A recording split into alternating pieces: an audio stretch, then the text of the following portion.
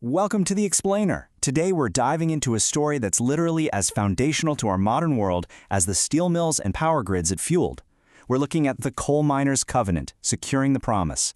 It's an incredible look at how tens of thousands of retired miners fought back and actually won to secure the pensions they absolutely earned with their sweat, their lungs, and honestly, too often, their lives. Think about what it means to risk your life in the dark for a promised retirement in the light. For over a century, these miners descended thousands of feet underground, every single shift. We're talking about breathing in thick coal dust, facing the very real daily threat of explosions, and constantly risking death. And they did all of this in exchange for one simple, profound promise: a dignified retirement. But, as we're going to see today, that promise nearly vanished into thin air.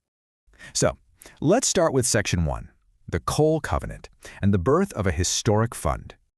This whole story really begins with a giant of the labor movement, United Mine Workers of America president John L. Lewis. He totally understood the company promises meant absolutely nothing without a legally binding contract to back them up.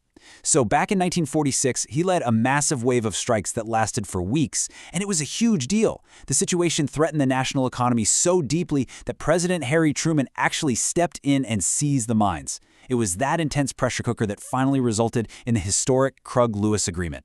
Now, what came out of that agreement? The UMWA Health and Retirement Funds wasn't some government program. It was a revolutionary multi-employer fund created directly through collective bargaining. And the mechanism they used? Absolute genius. Coal operators agreed to pay a royalty on every single ton of coal mined, straight into a central fund. It guaranteed that after 20 years underground, a miner would have a reliable pension and health care. It was a real badge of honor, a permanent compact with the workers who were literally powering the nation.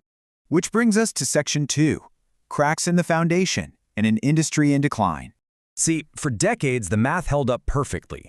But then, several major forces collided to trigger a massive crisis. Mechanization drastically reduced the workforce, while natural gas and renewables started chipping away at coal's market share. But the absolute most devastating factor? A massive wave of corporate bankruptcies. Industry giants like Peabody, Arch Coal, and Patriot hired lawyers, underwent complex legal restructuring, and essentially just walked away from the very promises made to the men who made them rich. The thing is, the 1974 pension plan was originally designed for an industry that simply no longer existed, one with a whole bunch of active workers supporting a relatively small pool of retirees. By 2016, that ratio had disastrously flipped.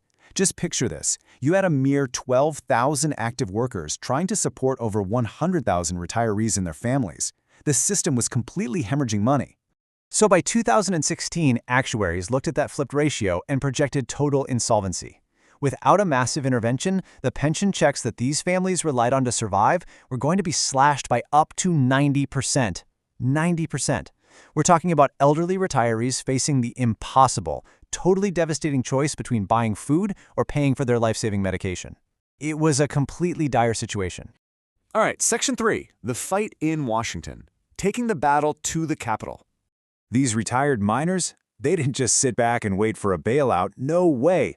They boarded buses and rode for hours, creating this incredible sea of camouflage UMWA hats right outside the Capitol, demanding action. Inside, UMWA President Cecil Roberts delivered this incredibly impassioned testimony to the Senate. He told them, "These miners held up their end of the bargain. They went into those dark holes and built this nation. Now, in their final years, are we going to tell them the promise is broken? We will not let that stand." And what's really fascinating is the highly creative, impartial legislative fix the union came up with. Here was the plan. Step 1. Redirect excess funds from the Abandoned Mineland Program, which was money already set aside for cleaning up old sites. Step 2. Use that money to shore up the 1974 pension plan shortfall. And Step 3. Accomplish all of this with zero new taxes and zero benefit cuts. It was a brilliant structural solution, really. But of course, it still needed lawmakers in a deeply divided Congress to actually agree. Let's move to Section 4, a bipartisan breakthrough and securing the promise. So after years of gridlock, the breakthrough finally arrived in December 2019. The Bipartisan American Miners Act was tucked into a massive year-end spending bill and passed with overwhelming support. This was made possible by a really interesting coalition of key political players from both sides of the aisle. It was championed heavily by West Virginia Senator Joe Manchin, Ohio Senator Sherrod Brown, and Kentucky Representative Hal Rogers. It really stands as a rare and notable triumph of bipartisan governing. Over 100,000. Just take a second to think about the sheer scale of that impact. That is the number of retirees and widows whose lives were immediately secured by this act. It completely stabilized the miners' 1974 pension plan, extending its solvency for decades to come and protecting the survivor benefits that so many folks completely relied upon. But you know, to truly grasp this victory, we really have to look past the large numbers and focus on the human reality. We are talking about modest checks here, usually between $600 and $1,000 a month. But for a retired miner sitting on his porch, that check meant everything.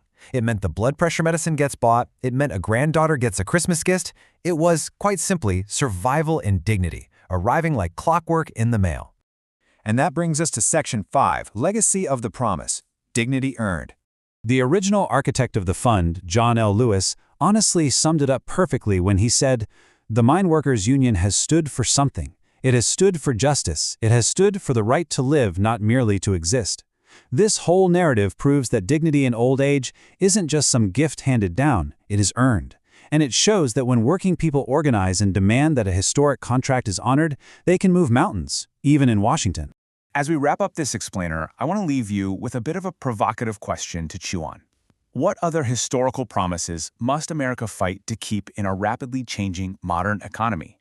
As industries evolve, transition, or even disappear entirely, the legacy of the coal miners reminds us that a promise made to the workers who built our society should always, always be a promise kept.